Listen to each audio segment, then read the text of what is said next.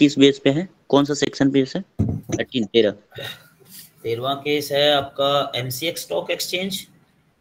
Yes sir, yes sir. It is on section 4 subsection 2 clause A sub clause 2 42A2 and 42E इन दोनों पे। ठीक है, thank you sir. Predatory price and leverage, नाम अगर इनको बोले तो प्रेडिटरी प्राइस एंड लेवरेज इन पे। Now the fifth one is regulation of combination. अभी नाम में भी आपने देखा होगा सेक्शन 3 में सेक्शन 4 के नाम एंड सेक्शन 5, 6 के नाम में अंतर है। वहां पे वर्ड प्रोहिबिशन यूज है, यहाँ पे वर्ड रेगुलेशन यूज है। वहां कंप्लीटली प्रोहिबिटेड है, यहाँ पे कॉम्बिनेशन प्रोहिबिटेड नहीं है, केवल वो ही उसको रेगुलेट किया जाता है। And if it is found that it is causing appreciable adverse effect, या उस एप्रिशिएबल एडवर्स इफेक्ट को थोड़ा खत्म किया जा सकता है by changing into the terms of the contract, changing into the terms of that combination, so that is possible। Section 31 में आप जब पूरा प्रोसीजर पढ़ोगे तो उसमें है कि सीसीआई एक इंक्वायरी का प्रोसीजर देती है कि आप ये वाली कंडीशन मत हटा लीजिए जब आप मर्ज करेंगे तो, या इस तरह से आप मर्ज करिए। That mean there is direct prohibition is not, but it is regulated to the combination so that combination will also take place and it will also not cause effect on the competition। because combination क्या होते हैं, in the market there are different enterprises, they are working well, but कई बार business नहीं चल पाता है, दूसरे acquire कर लेते हैं। Facebook was acquired by the WhatsApp was acquired by Facebook, Flipkart was acquired by the the Walmart, बाहर की कंपनी एक्वायर कर लेती है। इंडिया कंपनी भी है, आपके अडानी साहब ने एक्वायर कर ली सीमेंट की पूरी कंपनी, टाटा साहब ने जैगवार को एक्वायर कर लिया था, मित्तल साहब ने आर्सेलर मित्तल कंपनी जो आर्सेलर उसको एक्वायर कर लिया था। सो बिजनेस में ये होता रहता है, बट उसको इस तरह से मर्जर या एक्विजिशन होना चाहिए कि प्रतिस्पर्धा पे प्रभाव ना पड़े, कंपटीशन पे प्रभाव ना पड़े, मार्केट के अंदर ऐसा नहीं हो कि एक ही इंटरप्राइज बच जाए, उस प्रोडक्ट से रिलेटेड मोनोपोली बच जाए। सो इसलिए इसके लिए आपने देखा होगा टॉपिक 3 में prohibition on anti competitive agreement, section 4 prohibition on abuse of dominant position, but यहाँ पे टॉपिक 5 में है regulation of combination. When you see this statute also it is in third group, नाम देखो सेक्शन 5 से पहले regulation of combination. Okay, and इसमें आपके पास 2 सेक्शन हमें पढ़ने होंगे, सेक्शन 5 एंड सेक्शन 6, बिकॉज हर तरह का कॉम्बिनेशन हमें इंक्वायर नहीं करना है सीसीआई को। जैसे कि एक विष्णु चाय वाला चाय बेच रहा है, पीछे मिश्रा चाय वाला बेच रहा है, अब मिश्रा जी ने विष्णु वाली चाय की दुकान को भी एक्वायर कर लिया, तो इतने छोटा कॉम्बिनेशन नहीं देखना है, नहीं समझे, हमें देखना बड़ा कॉम्बिनेशन। तो उसके लिए इंटरप्राइजेस का एक थ्रेशोल्ड लिमिट है कि उनका इतना टर्नओवर हो, इंडिया में हो तो इतना हो, बाहर हो तो इतना हो। एंड सेक्शन 5 के अंदर वो थ्रेशोल्ड है कि अगर इंटरप्राइजेज जिसका टर्नओवर या जिनका जो है कंपनी की वैल्यू या प्रॉफिट इस थ्रेशोल्ड, इस एक पर्टिकुलर लिमिट से ज़्यादा हो, तभी उनका कॉम्बिनेशन के ऊपर इंक्वायरी होती है। तभी जब ऐसी इंटरप्राइजेज जिसका थ्रेशोल्ड से ऊपर होता है तो उनको नोटिस देना पड़ता है। ठीक है,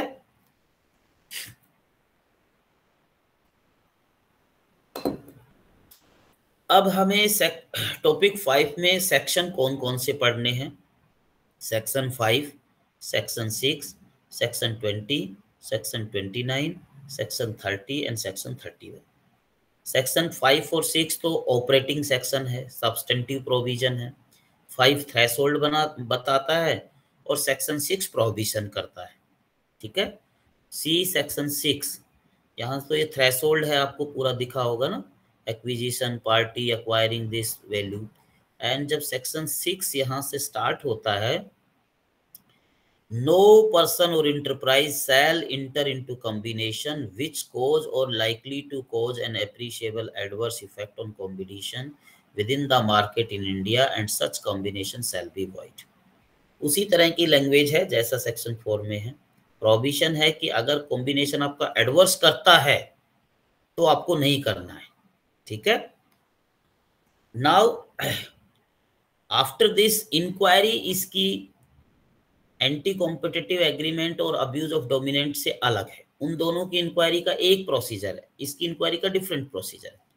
यहाँ पे before suppose there are two enterprises, Flipkart and Walmart, तो जब इनको वॉलमार्ट अक्वायर कर रहा है फ्लिपकार्ट को, जब कॉम्बिनेशन हो रहा है, तो इनको मैंडेटरली ये देखना होगा कि क्या ये सेक्शन के 5 के थ्रेशोल्ड से ऊपर है। If the enterprises are above than the threshold provided in section 5, तो सेक्शन 6 सब सेक्शन 2 के अकॉर्डिंग इनको नोटिस देना होगा सीसीआई को कि हमारा ये कॉम्बिनेशन है, इसकी टर्म से कंडीशन है, और पूरा फार्म भी आपको मिल जाएगा। जब आप अपना बेयर एक्ट में देखेंगे तो वहाँ पूरा ऑर्डर रेगुलेशन है रिलेटेड टू कॉम्बिनेशन, उसमें पूरा फॉर्म है कि ये फॉर्म भर के सीसीआई को जमा करवाना होता है। फिर सीसीआई इंक्वायरी होगी। या सपोज करो कोई बड़ा स्मार्ट है, उन्होंने इंफॉर्मेशन दी ही नहीं कि पीछे से कर लेते हैं, कोई दिक्कत नहीं है, तो फिर सेक्शन 20 में कॉग्निजेंस लेगी सीसीआई, ठीक है। तो दोनों ही तरीके। फिर उसके बाद में इंक्वायरी होगी सेक्शन 29 एंड 30, एंड सेक्शन 31 के हिसाब से वो सीसीआई विल टेक केयर कि how to make this combination possible even without the causing effect on the competition.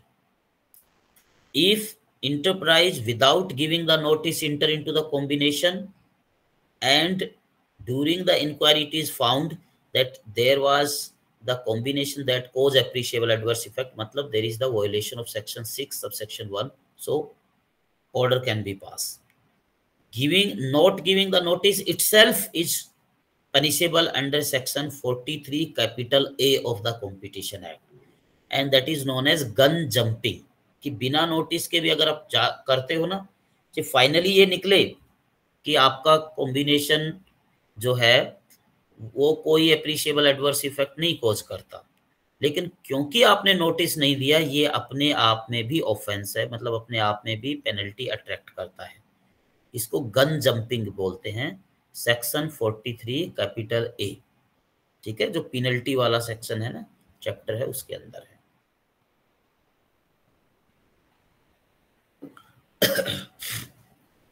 Now what we have to discuss here in topic 5, weightage is again 20 marks. One question will be asked, most probably problem based, but sometime the theoretical question may be asked. When the theoretical question is asked, briefly आप ये दोनों तीनों case रख देना। अगर problem based question आए तो जो जिस केस पे आए उसी केस को आपको डिस्कस करना है, उसके इधर उधर नहीं जाना है आपको। उसी केस के फैक्ट्स को प्रॉपरली डिफाइन करके पहले लॉ बताओ and then apply that law into those facts, and also refer की same problem was decided by CCI in this particular case, ठीक है। फर्स्ट थिंग हमें कॉम्बिनेशन पढ़ेंगे कि कॉम्बिनेशन क्या होता है। The word combination here include merger, acquisition, amalgamation. Acquisition, A company B company कुछ पोर्शन ए बी का ए अक्वायर कर ले। मर्जर, जिसमें एक की आइडेंटिटी खत्म हो जाए, ठीक है। ए और बी, ए ने बी को पूरी तरह से अक्वायर कर लिया, so B merged in A, there is now after that there is no B, only A, so this is merger. And suppose A and B merge and both lose their identity, some C company come into existence, so that is amalgamation. So these three things, merger, acquisition and amalgamation, क्या इनका meaning होता है और इनको को totally combination बोलते हैं, combinedly.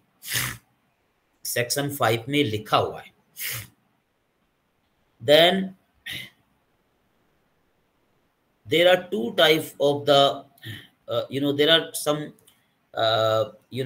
this combination, this merger, acquisition or amalgamation may be again between the two enterprises who are at the same level of production chain, or enterprises who are at different level of production chain, or enterprises who are not connected with any company. Suppose company A manufacturer packed water bottle, company B also manufacturer packed water bottle. Kinley company and आपका Aquafina, suppose both merge to manufacture packed water bottle. So this type of combination is known as horizontal combination. The second is when the two enterprises who are at different level of production chain, if they combine, suppose there is a company that distribute water, packed water bottle, and Kinley that manufacture the water bottle.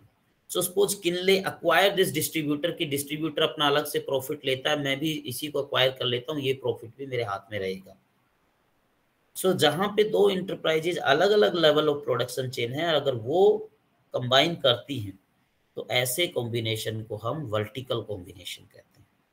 And sometimes two enterprises who are from different field, एक production chain से नहीं है. There is one company that is manufacturing packed water bottle, and there is another company that is manufacturing maybe like a mobile phone. अब ये कंपनियां जब combine होती हैं तो इनको बोलते हैं conglomerate. Conglomerate, conglomerate merger combination. Then we will discuss this threshold.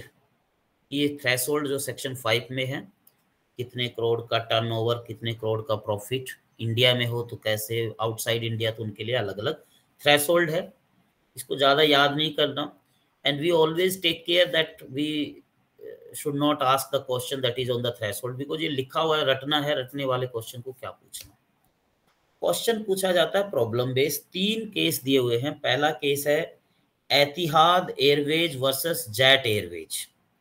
Jet Airways जो कि इंडिया की कंपनी थी, एतिहाद एयरवेज जो कि सऊदी अरबिया की सरकारी कंपनी थी. दोनों एयरलाइंस का मर्जर हो गया और उन्होंने जो है बिना परमिशन के, बिना अप्रूवल के ही उन्होंने जो है कॉम्बिनेशन के टर्म को इफेक्ट में भी ला दिया. तो उन पे गन जंपिंग पेनल्टी भी हुई. दो at the conclusion it was reach by the CCI कि ये दोनों कंपनी जो एयरलाइंस कंपनीज हैं, इनके कॉम्बिनेशन से कंपटीशन पे कोई प्रभाव नहीं पड़ेगा. ठीक है, एप्रिशिएबल एडवर्स इफेक्ट नहीं पड़ेगा.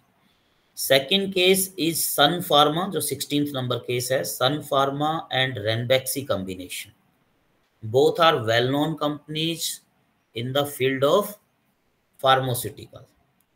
These are the companies that manufacture different medical product, medical goods. So एक होता है over the top OTP product, over the counter, over OTC over the counter. OTC product, जैसे कि आपको बाम चाहिए तो सीधा आप बाम मांगोगे, बाम आपको मिल जाएगी. और कुछ होते हैं जो दवाइयाँ जो होती हैं, या आपको कॉन्डोम चाहिए, या आपको कई बार सेरेडोन चाहिए, बहुत सारी ऐसी दवाएं जिसको ओवर द काउंटर बोलते हैं, OCT, ओवर द OTC या OCT. Okay. And there are some other drugs that required some salt, basic salt मिलके वो बनते हैं, जैसे paracetamol and this salt.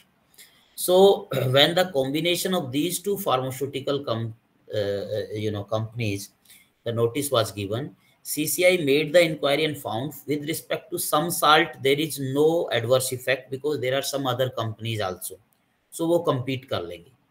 but कुछ salt थे जिनको ये दोनों कंपनियां ही बनाती हैं, और अगर इन दोनों का कंबाइन हो जाएगा तो केवल एक कंपनी बच जाएगी और उसकी मोनोपोली क्रिएट हो जाएगी, और वो प्राइस को हाइक भी कर सकता है, because the competition will not remain. And so with respect to that it was directed by CCI कि इनसे रिलेटेड आप कॉम्बिनेशन नहीं करेंगे. So this is important case, Sun Pharma versus Ranbaxy. In the detail we will discuss. Then the 17th case is Walmart versus Flipkart. These are the companies engaged in real estate business, and Flipkart is the well-known online retail platform. Walmart having online facility also it opened very big mart in different cities. So the combination happened between them with respect to the online branch, online lag and offline, and CCI went into the the conclusion that how to see it, whether it will cause the appreciable adverse effect or not. Okay, उसके बाद में आपको यहाँ पे अपने case material में दिख रहा होगा एक कॉन्सेप्ट नोट करना है ग्रीन चैनल का. Government of India come up with a plan of ease of doing business. और ईज ऑफ डूइंग बिजनेस में जैसे फॉरेन कंपनी यहाँ की किसी कंपनी को अक्वायर करके वो बिजनेस स्टेब्लिश करना है, so for that they have to give the notice, then CCI make the inquiry and it takes time. So एक ग्रीन चैनल कर दिया कि आप जो है अपना कॉम्बिनेशन ये लो है हमारा और सीसीआई के पास चले जाइए, टाइमिंग है, सीसीआई आपको असिस्ट करेगा और उस पर आप देख लो.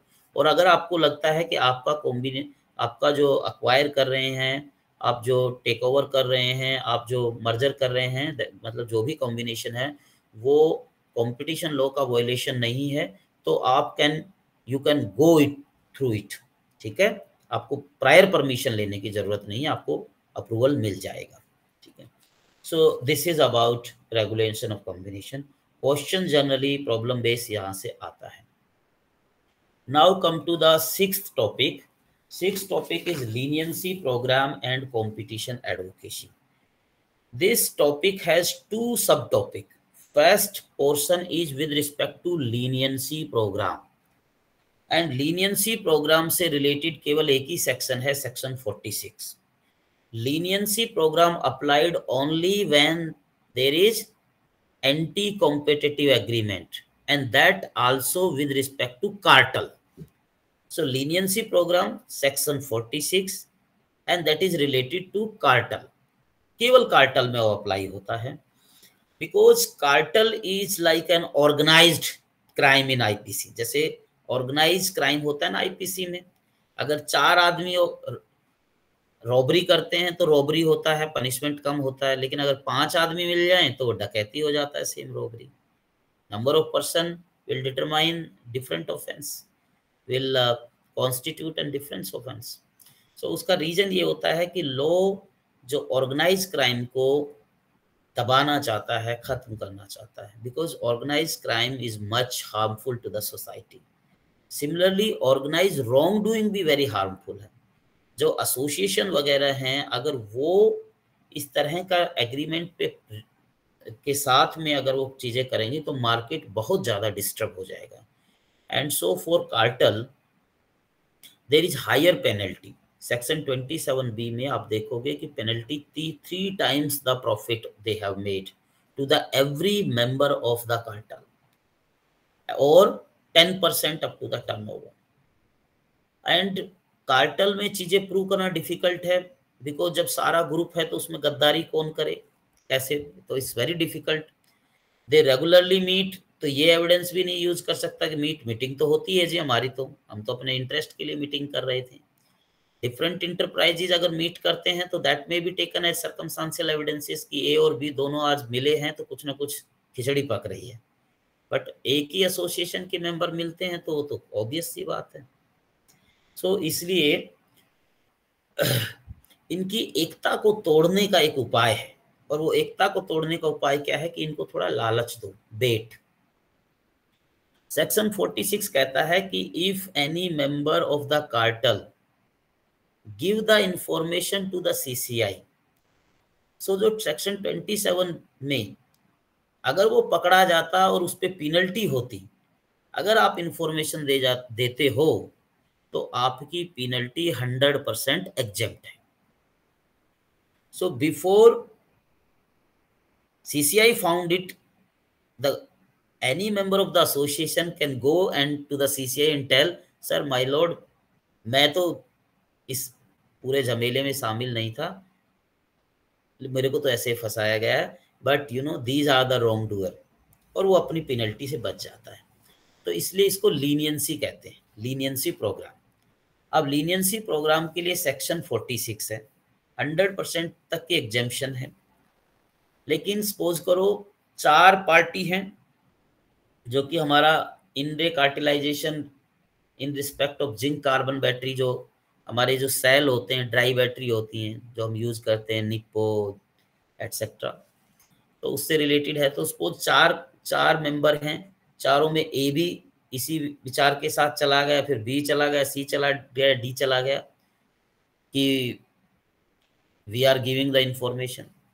तो अल्टीमेटली किसको 100% मिलेगी, किसको नहीं मिलेगी, इसके लिए सीसीआई ने रेगुलेशन बनाई हुई है, और उस रेगुलेशन को बोलते हैं Competition commission of India lesser penalty regulation 2009। आपके बेयर एक्ट में ये आपको इस तरह से मिल जाएगी, मैं आपको दिखा देता हूँ, ये वाला यहाँ पे, ठीक है। सीसीआई मतलब competition commission of India lesser penalty regulation 2009, और इस रेगुलेशन में है कि first person who will reach, उसका देखा जाएगा whether he will be tell page number मेरे वाले में 127 है, लिख लो आप, CCI lesser penalty regulation, lesser penalty, कम penalty regulation, lesser penalty regulation. मेरे वाले सॉरी, उस पे सेकंड जो आएगा उसको 50% तक की लीनियंसी, और जो थर्ड आएगा उसको 20% तक की लीनियंसी मिलती है। नाउ इसके ऊपर 2 केसेस दिए हुए हैं। पहला है 18वां नंबर केस, इन रे cartelisation in respect of zinc carbon dry battery in India. So in this case जो हमारा सेल जिसको बोलते हैं, जिसको बैटरी बोलते हैं, जो आपके टॉर्च में और रिमोट वगैरह में यूज होते हैं, जो जिंक कार्बन की ड्राई बैटरी नॉन रिचार्जेबल होती है, उससे रिलेटेड केस है। तो उससे 3-4 कंपनियां जो बनाती हैं sale, and they enter into the anti-competitive agreement through the association, so it became cartel. Their association became cartel, and a member of the cartel went to the CCI for giving the information, and in that how the exemption will be, leniency will be used by the CCI, कितना कितना % उनको exemption मिली, so ये आप करोगे। Second case Nagrik Chetna Manch versus Fortified Securities Solutions and other limited. Again this case is on कि leniency कैसे दोगे, उसके लिए आपको सारे फैक्ट्स बताने पड़ेंगे, एंड थ्रू आउट इंक्वायरी आपको पार्टिसिपेट करना पड़ेगा। You have to promise not to enter into such type of cartelisation. So section 46 along with lesser penalty regulation, there are some guidelines. Then the second portion of this topic is competition advocacy. Mostly, generally, the question is asked only from leniency program. Problem based question भी पूछ सकते हैं। Competition advocacy के लिए एक ही section है, और वो है section 49। Section 49 subsection 1, 2, 3। If the central government or state government making the policy, they can take the advice of CCI, and CCI has to give the advice. Advice will not be binding. Then the CCI has to conduct the training program, seminars, conference, symposium with different institution, and on the CCI website you will find कि आपको जो है उनको बोलते हैं interest note.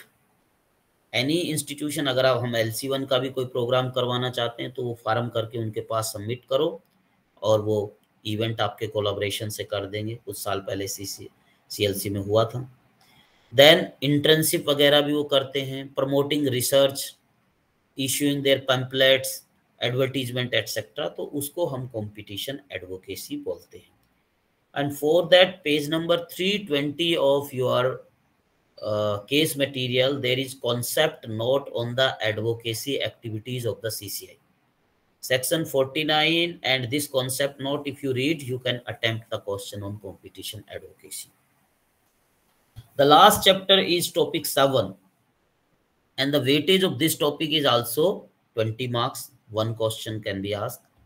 Emerging trends in competition law. Emerging trends. Interface with sectoral regulator. So basically in this chapter, we will discuss two things. First is the interface with sectoral regulator, and second is intellectual property right and competition. So sectoral regulator, like after this Bel Air apartment owner case and some other cases, Supreme Court said कि real estate company में बड़ा दिक्कत हो रही है, and so this sector should be regulated. सहारा वाला भी वो उसका बहुत सारा प्रोजेक्ट था that people have not got the project. और supreme court in one case observe कि लोग अपनी हार्ड अर्नेड मनी से फ्लैट्स वगैरह बुक करते हैं और उनको टाइम पे फ्लैट मिलता नहीं, उनकी सारी कमाई चली जाती है. So government should enact a law to regulate this real estate sector. And so a law was enacted, Real Estate Regulatory Authority Act. Under that, and every state a RERA will be constituted. और UP के regulator के लिए, UP के real estate के लिए UP RERA, Haryana के लिए Haryana RERA. तो एक अथॉरिटी, अलग अलग अथॉरिटी बनाई गई जो कि रेगुलेट करती है. इसी तरह से टेलीकम्युनिकेशन कंपनीज के लिए हमारे पास ट्राई है, TRAI, Telephone Regulatory Authority India. Insurance company के लिए IRDA है, Insurance Regulatory Development Authority. So there are different sectoral regulator, and sometimes there is a complaint, sectoral regulator also inquire, and CCI also want to take in the case, and then it became, collusion, विरोधाभास की स्थिति पैदा हो जाती है कि CCI inquiry करेगा या वो अथॉरिटी करेगी. So one case is given in your case material, Competition Commission of India versus Bharti Airtel. Supreme court का केस टेलीकम्युनिकेशन कंपनी से रिलेटेड केस था. टेलीकम्युनिकेशन कंपनी ने कहा कि भाई ये जो केस है that is inquired by the try, because try is the competent authority under the try act 1997. और ट्राई के अंदर अगर इंक्वायरी हो रही है तो CCI इंक्वायरी नहीं कर सकती. But Supreme Court held that CCI is a special authority to inquire only in the competition issue. So there is, it seems to be conflicting, but there is no conflict at all. आपकी जो authority है उसको let it make the inquiry, let it make the inquiry, but after that on the competition issue only CCI will make the inquiry. So from the same activity that is in the question, maybe some action that specific sectoral regulator can take, but उसी activity के competition के क्या dimension होंगे, competition पे क्या issue होंगे, वो केवल CCI ही डिसाइड करेगी. So this 21st case very important, Competition commission of India Bharti Airtel. Many times question is asked. दोनों केस हैं, या तो इससे क्वेश्चन पूछेंगे या उससे क्वेश्चन पूछेंगे.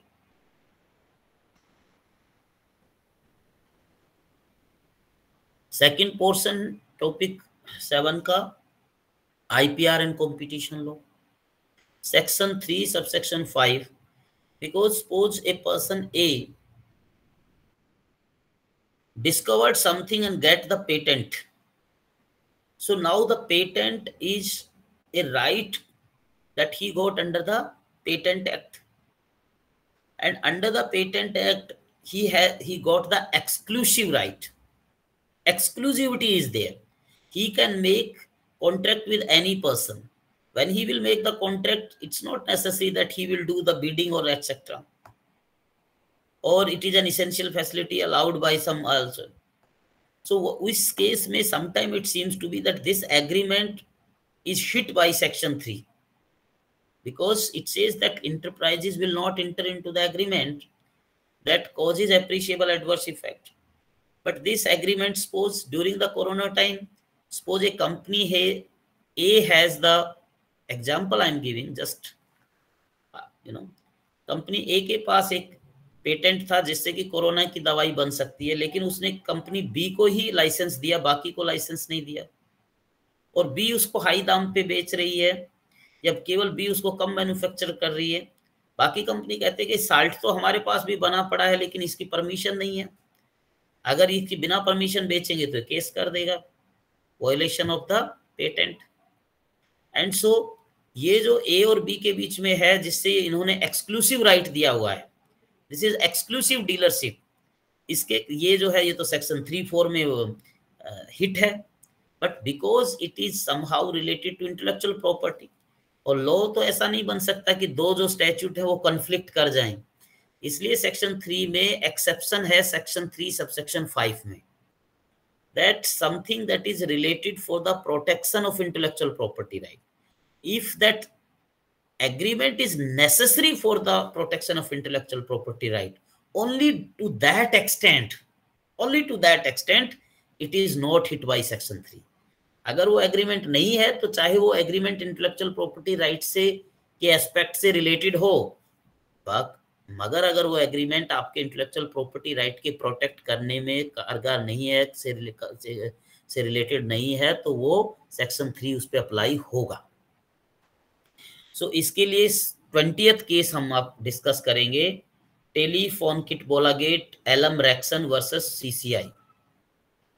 एलम रैक्सन जो कि एक ट्रेड पेटेंट कंपनी है, उसके पास बहुत सारे पेटेंट है टेलीकम्युनिकेशन कंपनीज के फंक्शनिंग से, और उसी में एक कंपल्सरी लाइसेंसिंग भी होती है। तो ये एक एग्रीमेंट करता है, उस एग्रीमेंट को चैलेंज करते हैं मोटरोला माइक्रोमैक्स। सो जब मोटरोला माइक्रोमैक्स चैलेंज करते हैं तो ये कहता है कि मेरे पास तो इंटेलेक्चुअल प्रॉपर्टी राइट है और ये इंटेलेक्चुअल प्रॉपर्टी राइट प्रोटेक्ट करने के लिए है। दूसरा कहता है कि भाई ये एग्रीमेंट जो है सेक्शन 3 के लिए तो प्रोडक्शन, सप्लाई, स्टोरेज, गुड्स और सर्विसेज के रिलेटेड होना चाहिए, मेरा तो पेटेंट है, ना ये गुड्स है ना ये सर्विसेज है। दिल्ली हाई कोर्ट ने कहा कि नहीं, गुड्स जो है उसके लिए जब हम डेफिनेशन यहाँ 2I में पढ़ेंगे कंपटीशन एक्ट, वो कहता है कि गुड्स वही है जो कि सेल्स ऑफ गुड्स में डिफाइन है, एंड सेल्स ऑफ गुड्स में क्या डिफाइन है, any movable property. Movable property क्या है वो वहां पे नहीं डिफाइन है, उसके लिए फिर जनरल क्लॉजेज एक्ट में जाना पड़ता है। So General Clauses Act 1897 that movable property वो है जो कि इमूवेबल प्रॉपर्टी नहीं है, अदर देन इमूवेबल प्रॉपर्टी। तो क्वेश्चन है कि इमूवेबल प्रॉपर्टी क्या है, और immovable property section 326 of General Clauses Act 1897 कहता है कि immovable property land, anything embedded in land, anything that is fasten to what is embedded in land. आपकी प्लॉट, आपका मैदान, वो इमूवेबल है, उस मैदान पे आपने दीवार खींच दी, वो इमूवेबल होगी। उस मैदान पे आपने घर बना दिया क्योंकि वो एम्बेडेड हो गया धरती में, वो इमूवेबल होगी। और उस घर में जैसे पंखा लगा दिया, सीलिंग फैन जो कि फास्टन कर दिया, तो ये भी मूवेबल होगी। उसके अलावा सारी मूवेबल है। So any property of any description, any every kind of movable property, and so it also include non tangible thing. जितने भी इंटेलेक्चुअल राइट के जो आपको राइट मिलती हैं, जिसको प्रॉपर्टी हम कहते हैं, वो सारी right, because property is bundle of rights, all those properties are movable property and subject matter of section 3। so ये दोनों केस हम दोनों पार्ट पे डिस्कस करेंगे। इसकी भी आपकी जो वेटेज 20 मार्क्स है, ठीक है। अब 4 बुक्स हैं, 4 बुक्स मैं आपको रिकमेंड करूंगा, and out of those 4 books you can purchase any one of them. First book is T Ramappa, competition law in India, policy issues and development, Oxford university press. मैं इसको एक सेकंड, ठीक है, T Ramappa की book है, publisher है आपका Oxford, और छोटी सी बुक आती है, पतली सी, पढ़ने में अच्छी है। ये देखो, नीचे कहीं होगा तो मैं दिखा देता हूँ नाम। ये यहाँ पे देखो, टी रमप्पा, देखिए मैंने इसको लाइन किया है, दिख रही है बच्चों? Yes sir, yes sir. ठीक है। Second is Abhinav Roy and Jayant Kumar, competition law in India, eastern house publication. ये किताब भी अगर देखोगे तो मैं दोनों किताब को दिखाता हूँ। ये तो अभिनव रॉय की बुक है, यहाँ से दिख नहीं रहा मेरे चेहरे। ये देखो, ये अभिनव रॉय की, ठीक है, दिख रही है? Yes sir. ये इतनी मोटी आएगी। और टी रमप्पा की जो बुक है वो आपकी ये वाली, मैंने कवर चढ़ा दिया इसका थोड़ा, ये ऐसे दिखेगी, ऐसे नीली नीली सी, ये थोड़ी आपकी पतली है, ठीक है। Third book is you can purchase is this SM Dugar. So this is like reference book, काफ़ी बड़ी होती है और इतनी मोटी सारी होती है और कॉस्टली भी होती है, काफ़ी मोटी बुक है ये, और ये देखो इतनी मोटी है। सर वैसे इसके दिखने का कारण क्या, मतलब जो इनविजिबल पार्ट हो रहा है वो किस वजह से हो रहा है? ये बैकग्राउंड जो सेट कर रखा है ना, तो केवल वो स्क्रीन पे मेरे चेहरे को ही दिखाता है। Okay sir. Okay. And fourth book is that is edited one, Vinod ढल, विनोद ढल एडिटेड बुक कंपटीशन लॉ, इसमें कुछ आर्टिकल्स टाइप से है। सो आउट ऑफ 4 आप कोई भी परचेज कर लो। एडिटेड वाली बुक तो थोड़ा सा उसमें वो नहीं है। हाँ शीतल,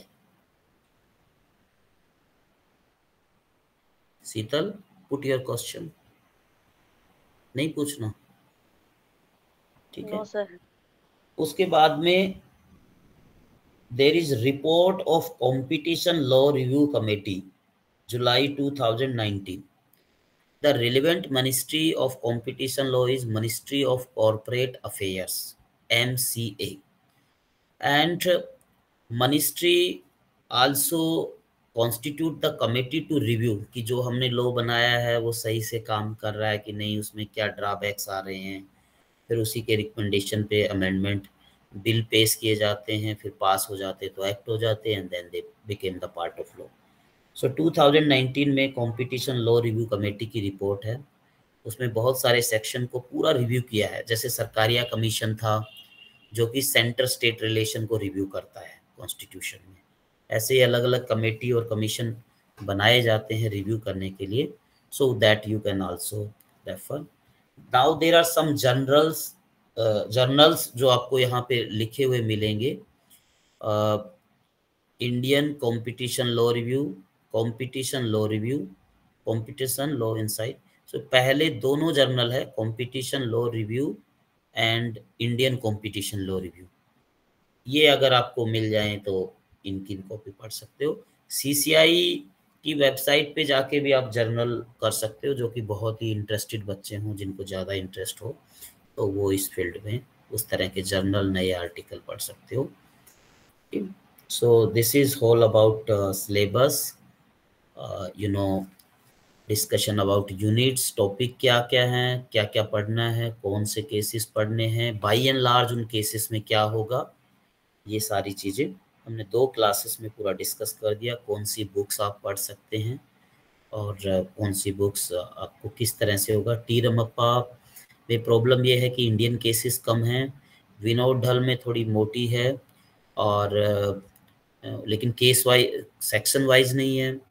एंड जो एसएम डूगर की है वो प्रत्येक सेक्शन वाइज है, कमेंट्री टाइप से, बट उसमें ये है कि बहुत ही बल्कि है, काफ़ी बल्कि एंड कॉस्टली आती है। तो आप देख लीजिए अपने हिसाब से जो सी बुक खरीदना चाहें, that book you can purchase. But suggestion यही है, कम से कम अनऑथराइज मटेरियल की बजाय आप बुक ही खरीदें तो ज़्यादा बेटर रहता है। बिकॉज जो कैजुअली लॉ कर रहे हैं वो तो चलो ठीक है, लॉ पास कर लेना, बाकी जिनको लॉ के फील्ड में जाना है तो एक किताब रहती है तो ठीक रहती है, लंबे समय तक आपके पास होती है। तो टी रमप्पा वगैरह की बुक आप कम से कम उतना तो खरीद ही लो। Now I will take your queries and question, जिसका भी कोई स्पेसिफिक क्वेश्चन है, और उसके बाद में हम इस क्लास को वाइंड कर देते हैं, खत्म कर देते हैं। हाँ जी विनोद ढल की बुक के बाद आपने क्या बोला था? धीरे बोलो, थोड़ा धीरे बोलिए दोबारा, मुझे नहीं समझ आया आपका क्वेश्चन। सर विनोद ढल की बुक के बाद आपने क्या डिस्कस किया था वो पता नहीं चला। Vinod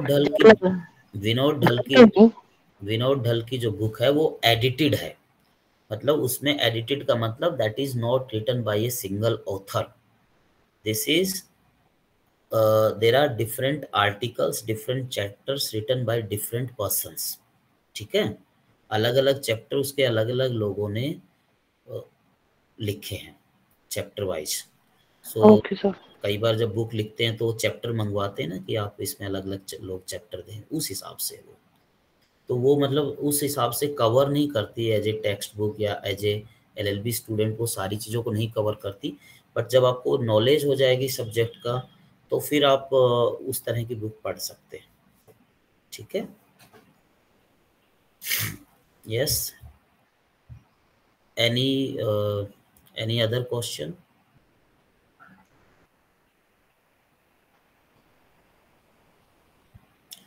concept of green channel कुछ नहीं है, वो गवर्नमेंट ऑफ इंडिया ने ईज ऑफ डूइंग बिजनेस पे जो है उन्होंने कहा कि भाई जब कोई बाहर की कंपनी इंडिया की किसी कंपनी को अक्वायर करके अगर बिजनेस स्टार्ट करना चाहती है तो उसको पहले परमिशन लेनी पड़ती है, नोटिस देना पड़ेगा सेक्शन 6 सब सेक्शन 2 में, फिर इंक्वायरी CCI करेगा, तो CCI काफ़ी टाइम लगता है।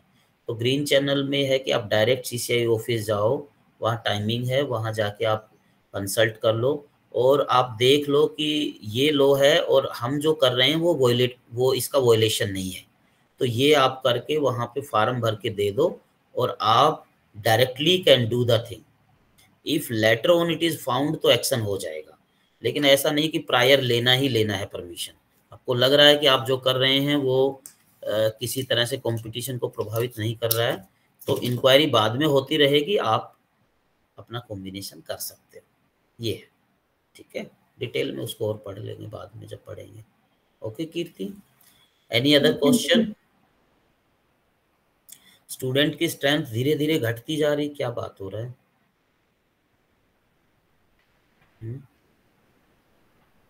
ठीक है, अब नेक्स्ट क्लास में हम फर्स्ट यूनिट स्टार्ट करेंगे और टॉपिक वाइज जो टॉपिक मैंने बताए हैं उसके हिसाब से हम डिस्कस करेंगे। Okay guys, bye bye, see you tomorrow, bye. Thank you so much, sir. Thank you, sir.